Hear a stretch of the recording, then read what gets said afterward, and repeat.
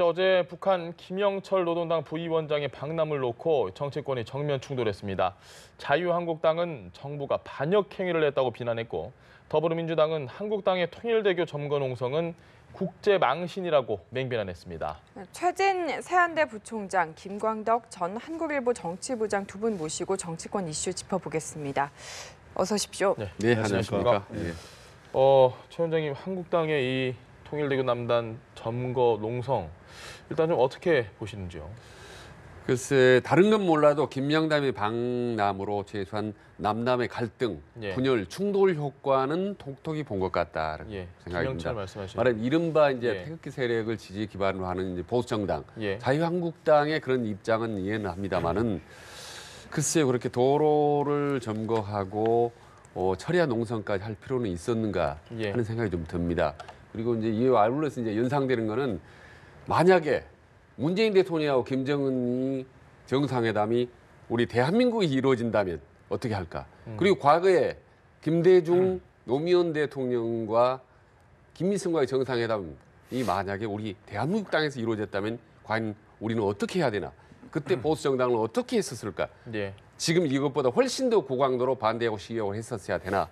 라는 부분에 대해서 우리가 다시 한번 생각하게 보고요. 그리고 보수 정당의 어떤 이데올로기적 어떤 그런 입장, 견해 이런 거는 이제 노선은 이해하지만은 지금 이제 통일로 향하고 남북 대화가 가장 큰 현안 아니겠습니까? 그런 점에 좀 큰 틀에서 접근했으면 좋겠다는 생각이 듭니다. 알겠습니다. 네, 오늘 오후 3시에도 청계광장에서 규탄 대회 이어간다고 하는데 어떻게 지금 보고 계십니까? 네, 한국당이 모처럼 강하게 대정부 투쟁을 하고 있는 셈입니다. 그러니까 이제 그 통일대교 남단에서 남단 도로에서 이제 1박 2일로 점거 농성을 한 데 이어서 오늘 오후 3시에는 이제 청계광장에서 이제 김영철 통전부장 방남에 대한 규탄 대회 하지 않습니까? 근데 이제 그동안은 적폐청산이 주를 이런 국면에서 또 수사가 진행되는 국면에서 사실 한국당 의원들이 좀 다소 몸을 사린 것도 좀 측면도 있습니다. 근데 이제 이 문제는 일종의 보수층 결집이라고 하는 그동안 보수층들도 많이 이렇게 흐트러지고 이완돼 있었거든요.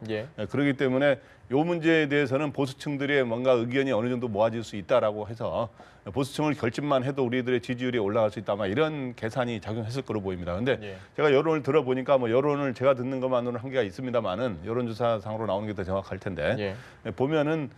대부분 보수층은 김영철 일종의 통전부장이잖아요. 그 전에 천안함 폭침에 주역으로 확인된 건 아니지만 알려졌었기 때문에 그런 측면에서 보수층에는 반대하는 사람이 대다수 의견인 것 같고 진보층에는 또 대다수가 또 이거를 문제를 안 삼는 이런 쪽이고 중도층의 의견이 보면은 엇갈리는 이런 상황이더라고요. 모처럼 보수층의 의견이 많이 모아지는 이런 측면이 그런 거고.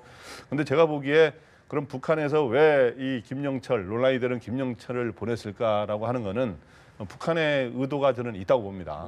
이게 너는 좋지 않다고 보는데 하나는 이런 거로 인해서 남남 분열을 유도할 수 있다고 하는 이런 측면도 있었을 거고 또 하나는 이거는 그러니까 우리 한국에서 이제 분열이 안 될 수가 없거든요. 여론이. 대부분의 외교안보 문제는 한 목소리를 내야 되는데 또 하나는 지금 국제적인 제재 대상 아닙니까? 이 김영철은 대표적으로 미국에서 제재 대상이고 그래서 이런 제재 대상 여러 나라에서 국제적으로 제재 대상인데 이런 사람을 보냄으로 인해서 이번은 올림픽이기 때문에 예외적으로 이게 허용이 되지 않습니까? 그러면서 이제 국제적인 제재 조치를 이완 또는 무력화하는 이런 효과를 거둘 수 있다는 이런 측면을 아마 북한이 생각한 게 아닌가 생각이 됩니다. 알겠습니다.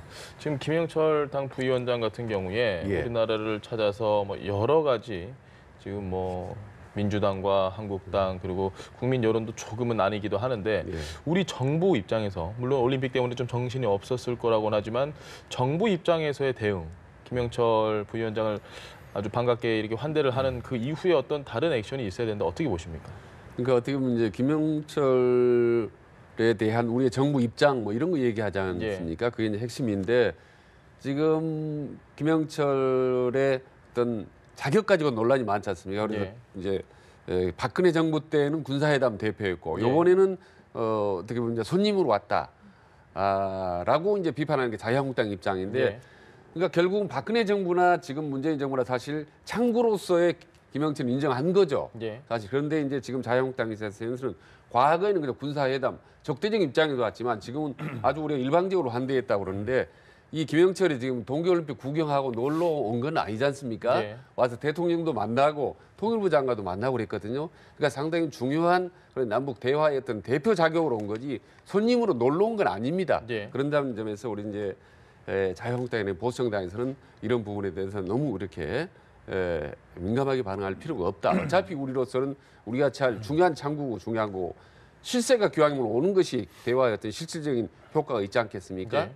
그런 점에서 이번 이제 김영철의 어떤 방남은 많은 우리 남남 갈등이 그런 부정적인 요인이 있다 하더라도 전반적으로 우리가 남북 대화에 진전하는데 네. 상당히 중요한 그런 어떤 창구이자 어떤 역할을 했다고 봅니다. 알겠습니다. 네, 지금 좀 얘기를 해주셨는데요. 이게 박근혜 정부 당시 군사회담 때 역시 왔을 때 그러면 왜 한국당에서 환영을 했냐 이 부분을 좀 많이 더불어민주당에서 얘기를 하거든요. 네, 그거는 객관적으로 보면은 좀 또 민주당의 주장이 그렇게 맞는 것만은 아닌 것 같습니다. 왜 예. 그러냐면 이 지금 현재 이번에 올림픽으로 인해서 서울과 평창을 방문하는 올림픽이라는 게 일종의 평화의 일종의 잔치 아닙니까? 네. 여기에 이제 와서 또 우리가 이제 환대를 손님으로 오고 이런 올림픽에 그다음에 우리가 그걸 환대를 하는 이러한 거가 한 거고 이 2014년에 남북 군사회담의 북측 대표로 온 네. 거는 서울로 온 게 아니라 판문점의 남측 평화의 집에서 우리 측 평화의 집에서 남북 군사회담, 남북 간의 군사 긴장 문제를 이렇게 해결하기 위한 네. 이런 문제에 북측 수석 대표로 온 거기 때문에 그때는 그런 뭐 군사 문제 수석 대표로 온 거에 대해서 일종의 그 당시 정찰 총국장에 이어서 일종의 군부의 인사였기 때문에 예. 그런 거를 역할을 맡아서 오는 거는 어쩌면 그때 이제 무슨 뭐 한국당에서는 대화가 계속 이어져야 된다는 입장을 밝힌 것이어서 그때하고 이번 거는 좀 차원이 좀 다른 게 아닌가 이렇게 생각이 됩니다. 그리고 왜 잠깐 하나만 더 붙이면은 예. 상황이 이제 다르다는 부분에서 일부분 다른 부분 인정합니다만은 그럼 과거보다 지금 훨씬 더 나아진 말하자면 진전된 그런 거 아닌가요? 말하자면 이번에 이제 올림픽으로 해서 전 세계 예. 이목이 휩쓸린 가운데 어떻게 보면 이제 김정은의 최측근이자 여동생이었던 김여정이도 김정남이 왔지, 김영철이 왔지. 말하자면 북한의 최고 수뇌부들이 잇따라 왔단 말입니다. 그리고 우리 대한민국 대통령과 여러 가지 어떤 우리 정부 관계자들 중요한 회담을 나눴다는 것, 이거는 정말 훨씬 획기적인 거죠. 그래서 이건 환영할 만한 거지. 과거 빗대서 이렇게 저렇게 평가하고 좀 평가절하하는 거는 저는 예. 오히려 문제가 있다. 그럼 남북 대화를 그럼 원하지 않는 거냐? 그럼 어떻게 하냐? 계속 적대적이고 공격적으로 가야 되느냐? 예. 이런 이제 문제가 제기될 수가 있는 거죠. 알겠습니다.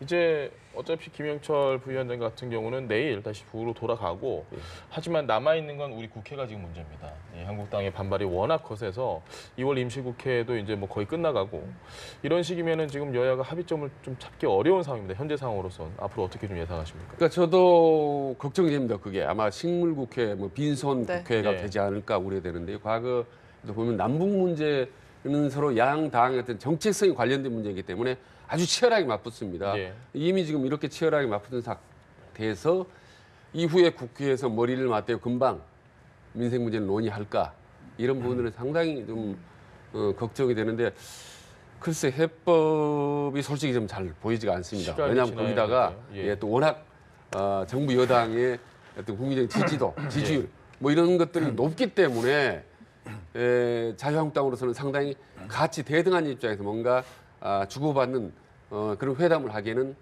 많이 좀 어려운 입장이다. 그래서 어떤 공격의 최선을 방어하고 그래서 상당히 국회에는 보이콧 내지는 상당히 강경책으로 나갈 예. 가능성이 좀 높다고 봅니다. 알겠습니다. 네, 이게 야당 의원들도 또 의원들이지만 사실 천안함 유족들의 좀 마음을 달래야 하지 않나 이런 네. 의견들도 많은 것 같습니다. 그래서 문재인 대통령이 천안함 유족들을 만나서 좀 정부의 입장을 이야기하고 마음을 다독여야 한다 이런 의견도 있던데 어떻게 좀 네, 생각하십니까? 그런 의견이 나올 수가 있죠. 그러니까 지금 현재 이 김영철의 일종의 한국을 방문한 거는 아까 했지만은 남북 관계가 더 진전된다는 과거보다 더 진전된다는 의미에서 좋은 거 아니냐라고 말씀해서 뭐 그런 시각도 있을 수 있습니다만은 예.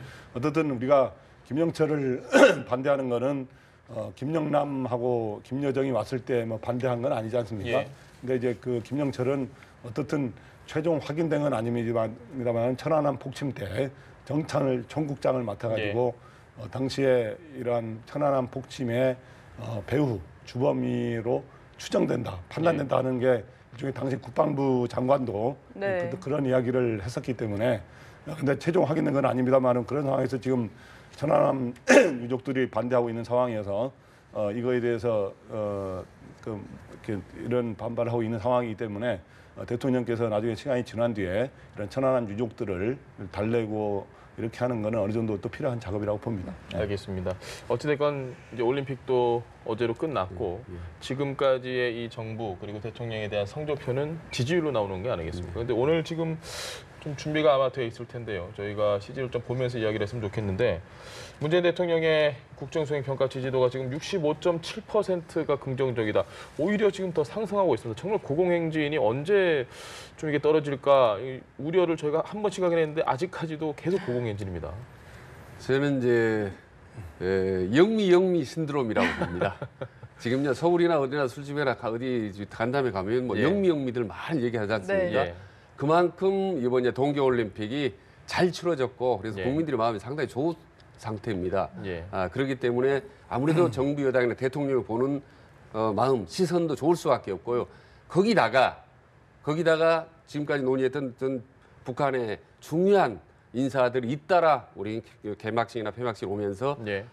한반도에서 엊그제까지만 해도 금방 전쟁이 일어날 것 같은 분위기가 많이 사그라들고 평화 분위기가 무르익었네라는 어떤 국민들의 어떤 안도감들, 이런 정부에 대한 신뢰감 이런 것들이 이제 증폭되면서 자연스럽게 그 지지도가 이제 대통령한테 간 거죠. 예. 그리고 지금 상당히 긴 기간 동안 그리고 지금 이 시점에 65.7%는 엄청나게 높습니다. 거기다가 아시다시피 정당 지지율도 거의 50% 육박합니다. 네. 지금 자유한국당에 비해서는요. 거의 정당 지지율만 해도 뭐 3배 가까이 되고 대통령 지지도는 거의 뭐 지금 아주 이례적으로 높은 거죠. 그렇기 때문에 이 현상은 당분간 갈 수밖에 없다. 이 올림픽 같은 성공적 개최와 맞물려서 이런 문제가 해서 상당히 올림픽 이후에 대통령도 국정 운영은 상당히 더 탄력을 받을 가능성이 높다. 야당과 관계는 힘들지 모르지만 국민과의 관계, 국민의 평가, 시선 이게 이제 중요하기 때문에 어떤 민심은 상당히 정부 여당을 더 밀어주는 쪽으로 좀 진행될 가능성이 높다고 봅니다. 알겠습니다. 네, 대통령 지지율과 함께 여당 지지율도 함께 상승한 모습 보여줬는데 좀 야당 지지율 중에 바른미래당이 좀 그렇죠. 보이는 것 같아요. 창당 2주 만에 한 자릿수로 지지율이 하락을 했는데 좀 기대감이 반영이 못 되지 않았나 이런 생각이 듭니다. 네, 그렇죠. 이제 지금 현재 이번에 지지율을 특징을 보면은 대통령 지지율과 민주당 지지율은 약간 상승 기조로 나타났는데 야당 지지율들이 대부분 좀 주춤했고 특히 바른미래당이 예상과 달리 제일 많이 떨어진 상황으로 나왔습니다. 근데 이제 원래 통합이 공식되기 전에는 예상컨대 두 당이 합쳐질 경우에 시너지 효과로 인해서 여러 지지율이 두 당을 합친 것보다 좀 더 높게 나오지 않겠느냐라는 식의 예상 조사가 나왔었는데 막상 통합한 이후에는 지금 현재 좀 실제로 양당 지지율 합친 것보다 좀 적게 나오는 이런 현상까지 벌어지고 있는 상황인데 그 이유는 제가 보기에 최근에 이러한 일종의 두 당이 합치는 과정에서 또 민주평화당과의 그러니까 국민의당 분열 과정에서 여러 가지 좀 진흙탕 싸움 같은 게 벌어지지 않았습니까? 이런 거로 인해서 일단 지지율이 떨어지는 거고 또 하나는 지금 현재 이 바른미래당은 일종의 전국 정당을 지향하고 있는데 특별한 지역 강한 기반이 사실은 좀 없는 상황입니다. 오히려 그게 없이 오히려 전국적인 정당을 지향하는 게 장점인지 단점이 될 수 있는데 그러한 것들이 지지율 하락으로 나타난 게 아닌가 이렇게 생각이 됩니다. 근데 이제 앞으로 이제 시작이니까 앞으로 이제 어떻게 하느냐에 따라서 한국당과의 야권 주도권을 누가 차지하느냐 또 여권이 지금 아까는 지지율이 좀 높다고 하셨는데 지금 현재 올림픽 효과로 인해서 좀 높아진 거는 사실입니다. 그런데 이제 앞으로는 크게 두 가지 변수에 의해서 민생 문제가 어떻게 가느냐 일자리 문제 등이란 그거하고 또 하나는 남북 대화라든가 북미 관계가 어떻게 되느냐에 따라서 여러 가지 여권과 대통령에 대한 지지율이 변화가 있기 때문에 그런 상호작용 속에서 바른미래당이 어떻게 될지는 조금 더 지켜봐야 될 것 같습니다. 저는 이제 김광덕 부장의 분석에 동의하면서 하나를 추가를 하다면요. 지금 바른미래 정당이라는 게 보수와 진보 합쳐서 어떤 중도의 기대치를 높인다. 이게 사실은 가치인데 지금 보면은 오히려 통합하기 전에는 두 당을 합치면 여론조사 높았습니다. 예. 두 자리 훨씬. 그래서 그걸 기대감을 갖고 했는데 막상 합쳐놓고 보니까 지금 오히려 한 자리로 떨어져 버리는 역효과가 나오고 있는데 그 분석이 이제 아까 이제 충분히 설명을 했지만 하나를 더 붙이면 안철수 플러스 이제 유승민이 바른미래당 아닙니까? 근데 안철수의 원래 지지 기반이 사실은 호남이었습니다. 아시다시피 국민의당인데 그 부분이 민평당으로 떨어져 나가버렸습니다. 그러니까 안철수 지지 기반이 실제로 공중에 좀 붕 떴죠, 시쳇말로. 거기다가 유승민의 지지 기반은 본인이 TK 대구 출신인데 대구에서 그렇다고 유승민도 지지하는 기반이 없습니다. 그래서 1+1 해서 2가 3이 4가 될 걸로 기대를 했는데 1+1이 오히려 말이 0점 몇으로 떨어져 버린 역효과가 나는 셈인 거죠. 알겠습니다. 주제를 바꿔서 이 부분을 좀 살짝 이야기를 해봐야 될 것 같습니다. 지금 김어준 씨가 지금 뭐 미투 운동이 우리나라에서 한 달 정도 됐죠. 아주 빠르게 정말 매일매일 새로운 아주 안 좋은 소식들. 그런데 이 미투 운동에 대해서 김어준 씨가 예언을 한 게 있다. 내가 예언을 하겠다. 앞으로 두고 봐라. 이게 문재인 정부를 공격하는 어떤 공작에 이용이 될 수 있다. 이런 식의 발언을 해서 좀 논란이 되고 있습니다. 부장님 생각 어떠십니까? 네, 원래 미투 운동은 일종의 여성의 이제 어떤 남녀 간의 위계 질서에 의해서 여성의 인권을 침해하고 이런 측면에서는 절대 있어서는 안 되고 이런 거를 이제 앞으로는 재발 방지하도록 우리 사회적으로 다 모두가 힘을 모아야 되는 이런 게 이제 원칙론적인 건데 이거를 이제 정치적인 거로 해석을 하고 그러니까 진영과 그리고 이념 이런 것 쪽에서 어느 쪽에 그런 사람들이 뭐 예를 들어서 많으냐 뭐 이런 식으로 이제 요즘에 보수 진영 쪽에서도 보면은 최근에 진보 문학의 진보 인사들이 그런 게 많은 거 아니냐라고 또 문제를 제기하고 있고 단체에서도 입을 닫는다. 그리고 뭐 진보적 단체들이 다른 때는 왜 이렇게 문제를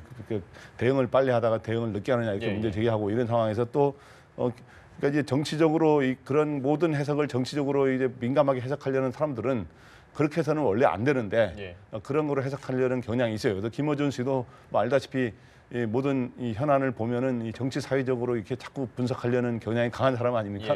그러다 보니까 이 미투 운동이 결국에는 문재인 정부의 분열을 위한 공작에 이용될 수 있다라고 하는 이런 우려를 표시한 건데 그래서 이제 그러다 보면 그러면은 반대편의 입장에서는 그러면은 이거를 폭로하거나 자기를 이러한 고백을 나의 피해를 고백을 하는 게 그럼 그 공작 차원에서 한 거로 좀 보는 거냐라고 하는 비판을 할 수가 있는 거죠. 그래서 저는 이러한 것들을 지금 현재 이거에 대해서 김어준 씨 얘기에 대해서도 지금 가타부타 찬반 논쟁이 있는데 저는 이러한 지금 미투 운동은 바로 이러한 이 성차별이 없이 이러한 성 희롱과 추행, 포역행위 없는 이러한 사회를 만들기 위한 거기 때문에 이념과 관계없이 우리가 서로 이 문제에 대해서는 힘을 모아가지고 서로 대처하는 게 필요하지 않은가 생각이 됩니다. 그 동의하고요. 뭐 김어준 씨 자체가 상당히 이제 진보적인 성향이 강한 이제 방송 아니십니까?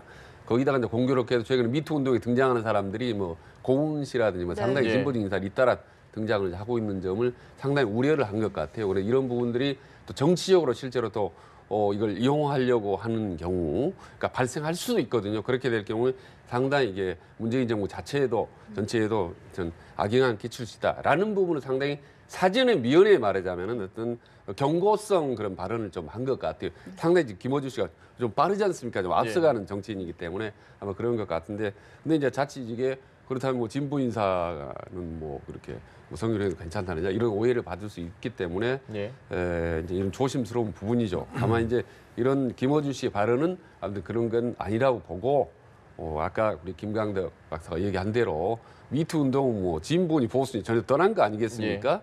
그리고 우리 사회에 이제 깨끗한 어떤 문화를 만들자, 도덕적인 문화를 만들자라는 그런 공감대는 뭐 여야를 떠나서 진보 보수를 떠나서 모든 국민들이 공감을 하리라고 생각을 합니다. 네, 알겠습니다. 지금까지 최진 세한대 부총장, 김광덕 전 한국일보 정치부장과 함께했습니다. 말씀 잘 들었습니다.